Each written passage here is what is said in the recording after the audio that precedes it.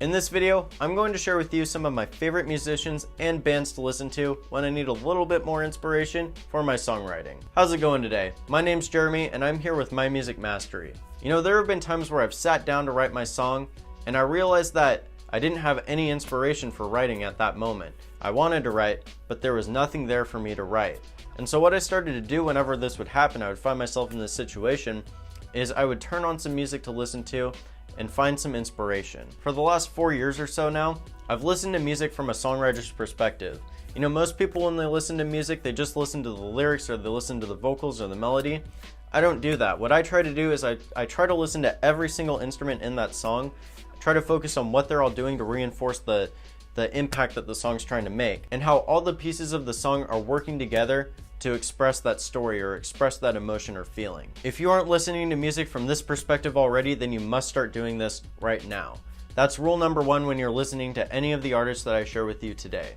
Now before we dive into this, I do want to say, if you enjoyed this video, be sure to leave it a thumbs up for me and hit the subscribe button as well as that bell, because I've got a lot more great content on this channel coming your way. Alright, now the first band that I always listen to when I need a little bit of inspiration, this is going to sound a little bit obvious to you, is the Beatles. Now I've had many arguments with my friends in the past because for whatever reason they don't like the Beatles, but it's not even just that they don't like the Beatles, it's that they don't respect what they did. You know, I can understand their music is a little bit out there, at least, you know, a lot of their music is. And so I can understand from that perspective if you don't like their music. But you must respect them because they really they revolutionized the music industry at the time. The Beatles really changed the way that people thought about music. They started using things like distortion and intentional feedback and things like that. It really shaped the way that going into like the 70s, where you started to have standard rock bands using more like heavy driven guitars with distortion and all of that. They really led up to that. They also changed the way that people thought music could be. Like I said, they used things like sitars and symphonies sometimes, and people didn't think that rock music or pop music could incorporate those things at the time. People are still, to this day, looking up to the Beatles and learning from their music. It's almost been 60 years since the Beatles were actively making music. So whenever someone says that the Beatles weren't the revolutionary musicians that they were, that the Beatles suck, they shouldn't get any credit, don't listen to them. Just listen to their music and get some inspiration from them. Now the next band that we can learn from, and this is one of my favorite bands of all time, is Pink Floyd. Now they had a ton of crazy ideas in their music. They found ways to incorporate things like sound effects. They found ways to incorporate weird time signatures, weird keys, weird chord progressions. Just everything about their music is really weird, but it's cool. One of my favorite albums to listen to for inspiration, of course, is Dark Side of the Moon.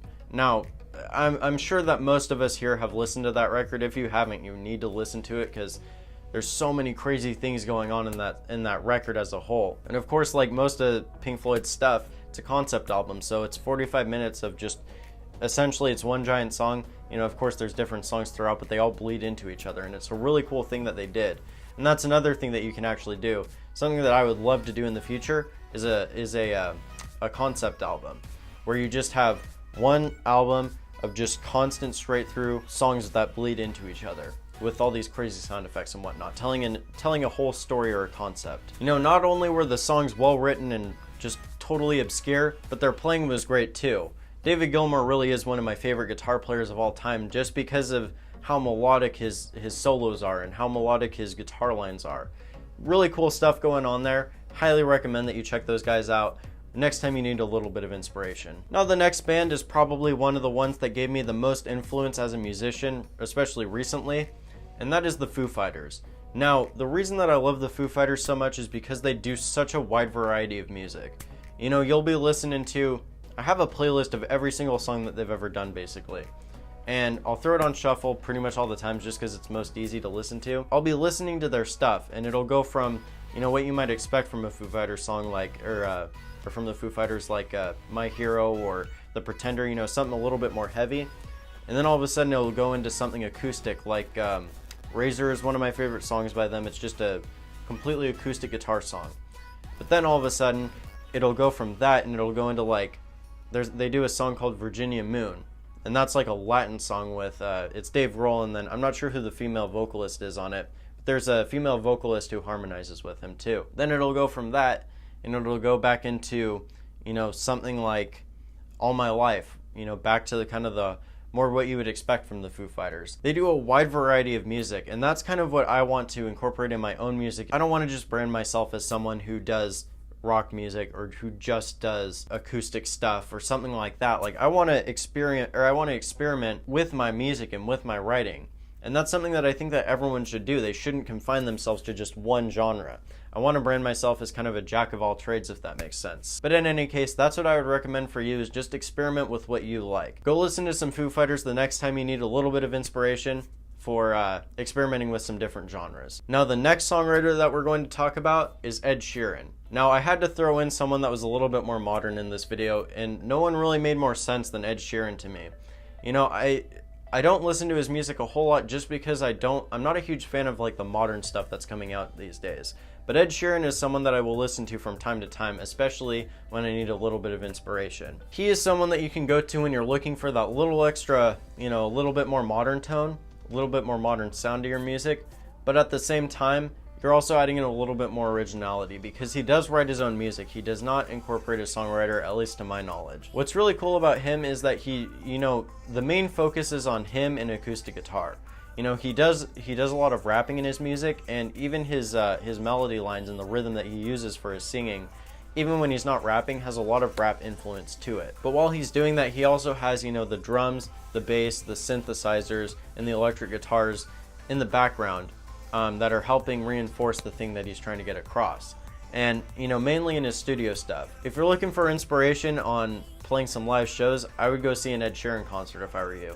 I have seen Ed Sheeran in concert, and what's really cool about him is that for 99% of the songs, it was just him and his guitar and a loop pedal. It was really cool watching him because he would start off the song, he would create the drum beat by hitting the body of his acoustic guitar, and he would loop it, and then he would add in, the bass line, he would add in some of the other parts, and then he might loop some of the harmony parts in the vocals, and then all of a sudden he would start playing his main guitar riff, and he would start singing.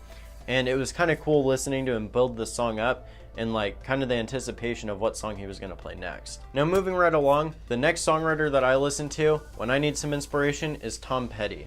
Now, Tom Petty, rest in peace, really a great musician and a great songwriter. Now, some of the main things that you should listen to when you're listening to his songs is his guitar parts and his vocals and his lyrics.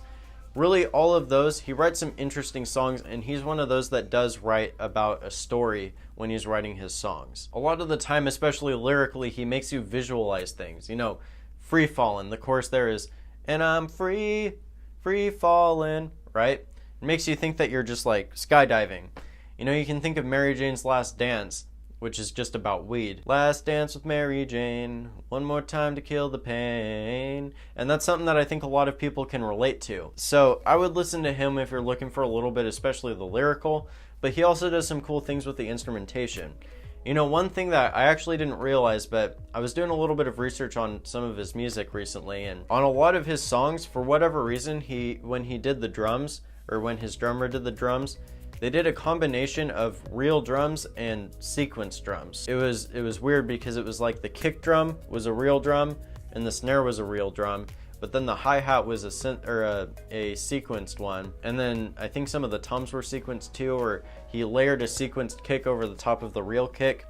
And they just did some really weird things, and these are really cool effects that you can add into your own music as well, and you can also get some inspiration from them. Now, the final musician that we should talk about to gain inspiration from is any musician that I didn't talk about in this video. You see, we all have different ideas of our favorite musicians and the musicians that we want to gain inspiration from.